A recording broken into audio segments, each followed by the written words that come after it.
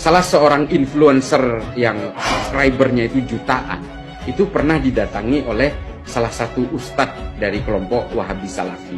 Ya, dia dibawakan uang 1 karung dan tas Gucci yang terbaru. Dia cerita sama saya dan banyak orang cerita, dan dibenarkan oleh manajernya. Dia dibawakan hingga akhirnya ustadz ini sama influencer yang jutaan ini ditolak uangnya, tas itu juga ditolak, tapi besoknya ustadz ini diundang untuk memberikan hak bicara kepada dia. Berkah rumah saya kedatangan salah satu ustadz favorit kita. Alhamdulillah, Pak Ustadz ini buat saya, Pak Ustadz. Iya. Pak Ustadz ini buat saya, Pak Ustadz. Iya. Nah, coba bayangkan artis-artis yang hijrah, yang dulunya pemain film, dulunya penyanyi, itu sekarang dipakai sebagai influencer sejenis ini. Dia tidak perlu main film, dia tidak perlu manggung main musik, tapi hidupnya tetap nyaman. Dan ini mustahil kalau nggak ada duitnya. Ini mohon maaf, seperti artis AU misalnya. AU, ini kan nggak ada job keartisan sudah, tapi dia hidupnya sangat masih saja hidupnya mewah gitu. Ini kan ada uang. Ya, alhamdulillah ya, rezeki malah lebih enak menurut gua, lebih santai hidup gua. Dan apa namanya, nggak di push, nggak ngerasa kayak waduh banyak anak ini segala macam. Saya sih kalau urutannya berubah jadi CBA itu akan lebih tenang, karena Allah nggak akan pernah berubah kemana-mana. Makanya untuk mempermudah, cari teman-teman atau kumpulan-kumpulan yang mengarah ke kebaikan gitu ya. Nah, metode ini yang dipakai hari ini. Influencer yang subscribernya jutaan, dan bagaimana Raffi Ahmad misalnya didatangi, berusaha dibujuk untuk menjadi influencer mereka. Artinya mereka sudah bermain dengan kekuatan kapital untuk menggerakkan orang lain supaya masyarakat ini terpengaruh. Public figure lah yang mereka rekrut untuk mempengaruhi masyarakat. Ini metode gerakan mereka sekarang. Apakah ini hanya di Indonesia? Tidak. Semua negara-negara yang hari ini betul-betul didominasi oleh Wahabi Salafi, semuanya disasar melalui public figure itu. Tokoh-tokoh pemerintahan, para pemimpin-pemimpin wilayah, ini yang dikuasai lebih dulu. Hingga akhirnya semua populasi bisa didominasi. Nah, kalau saya cerita soal Gabon, saya cerita soal Nigeria bagian utara, saya cerita soal Somaliland, saya cerita soal Tanzania bagian timur, ini semua sudah mengalami itu. Disasar dari public figure, influencer, dari pemimpin-pemimpin, panglima-panglima tentara, polisi, dan sebagainya. Ini yang disasar. Mereka bergerak di belakang. Mereka hanya bikin konten YouTube, disebar, nanti yang nyebar influencer ini. Memang hanya seperti itu gerakannya. Tapi sangat masif. Coba sekarang, setiap saya posting di Instagram saya, tulisan tentang Wahabi Salafi, itu yang DM ke saya itu gila-gilaan. Apakah ini manusia? Saya tidak percaya, ini mesin. Ini buzzer, betul-betul buzzer. Dan mereka dibayar, saya yakin betul. Kalau saya nulis soal Jokowi misalnya, nggak ada yang datang. Paling yang datang ya kelompok-kelompok FPI, 212, ya itu aja. Tapi kalau saya berbicara tentang Wahabi Salafi, menceritakan kejelekan-kejelekan mereka, gila, itu yang datang itu betul-betul seperti mesin, Kang Abu. Dan ini terjadi di saya ya. Nah, gerakan-gerakan mereka dengan menggunakan algoritma, machinery, robotik seperti ini terjadi, dan mereka ada aliran uang di dalamnya. Ini yang kita hadapi hari ini, termasuk jaringan-jaringan teror itu semua 100% anggota jaringan teror ini semua Wahabi Salafi. Saya pastikan 100%, kalau perlu 200%. Semua. Kalau saya tanya kepada teroris yang hari ini di penjara, yang masih terpapar, artinya masih belum NKRI, masih belum Wasatiyah dan sebagainya. Kalau saya tanya, menurut Anda wayang haram nggak? Haram.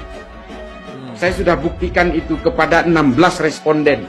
Setelah ada pernyataan haram dari Ustadz itu, saya datangi beberapa lapas yang ada napiter tapi tingkatannya masih merah, masih bertahan dengan ideologinya. Saya tanyakan, menurut kamu wayang haram apa tidak? Dia bilang haram. Ini adalah bukti. Ini adalah bukti bahwa sebenarnya Wahabi Salafi ini adalah embrio dari terorisme di seluruh dunia. Mengapa bisa begitu? Ya karena mereka mengajarkan eksklusivitas, dia tidak menghendaki adanya perbedaan, mereka mengenal segregasi, dan korbannya selalu perempuan. Korbannya selalu perempuan. Makanya orang yang menjadi ateis di Arab Saudi itu semua perempuan. Yang contoh 3 nama tadi, Rahaf Al-Qunun, Dina Ali Sahnun, dan Rana Ahmad. Ini perempuan semua. Karena ketika agama, terutama Islam ya, ini saya beragama Islam, makanya saya nggak mau bahas agama lain, karena saya memang nggak tahu agama lain, saya tahunya Islam.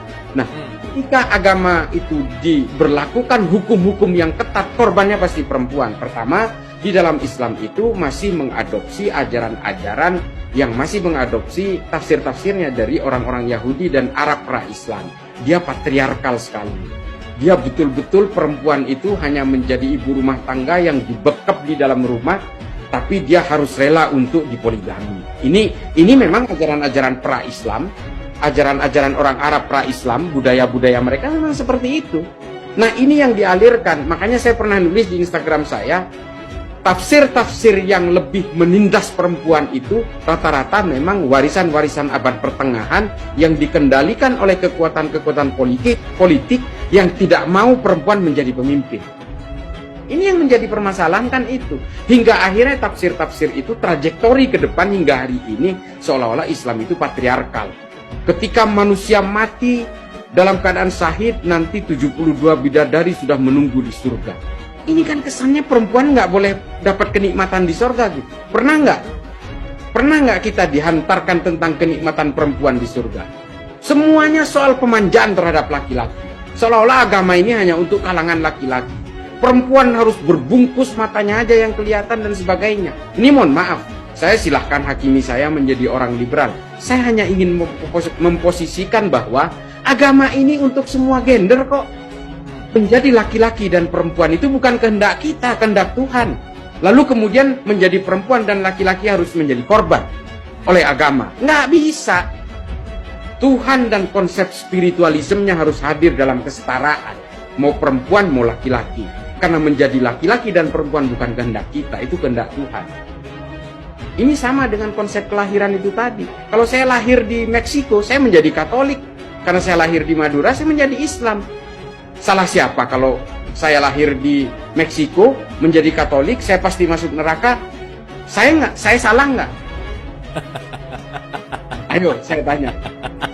Maka kemudian hidup dengan tafsir-tafsir ini tidak boleh kita menghakimi orang lain pasti salah. Orang lain pasti masuk neraka. Janganlah, jangan serobot hak-hak Tuhan. Nggak baik. Udahlah, kita hidup beragama ini untuk kita, untuk anak-anak kita, istri kita, dan keluarga kita. Sudahlah. Kita tidak boleh gelisah dengan keimanan orang lain, dengan dosa-dosa orang lain. Kita nggak punya kalkulatornya, bos. Oke, boleh tepuk tangan dong buat Cais. Cais, keren. Nah, untuk surat Al-Kafirun tadi saya baca di chat ya. Konsep kafir di dalam Islam itu ada. Ada. Surat Al-Kafirun itu ya seperti itu.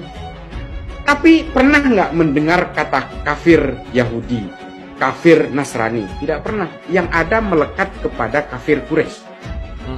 Kalau kita baca sejarah-sejarah tarikh, ya, kitab-kitab sejarah Imam Suyuti, Ibnu Mas'udi, Tarikh At-Tabari, Ibnu Katsir, Ibnu Athir, semua setiap melekatkan kata kafir itu pada kafir Quraisy. Ini dalam konteks sejarah. Apakah pernah Nabi melekatkan kata kafir terhadap Nasrani dan Yahudi di Madinah? Tidak pernah. Malah Nabi mengatakan mereka ahlul kitab, mereka adalah orang-orang samawat. Kenapa? Karena mereka bersandar kepada kitab suci dari langit. Samawat itu artinya langit. Nah, kata kafir tidak pernah dilekatkan ke sana. Kenapa? Bagi Islam sendiri kata kafir itu lebih identik dengan polytheism. Orang-orang yang tidak mau percaya bahwa Tuhan itu satu. Ketunggalan, keesaan Tuhan itu. Nah, orang-orang Nasrani, orang-orang Yahudi, oleh Nabi itu tidak dianggap sebagai kafir. Makanya kata kafir tidak melekat kepada mereka, karena mereka dianggap sebagai tauhid, percaya kepada satu Tuhan.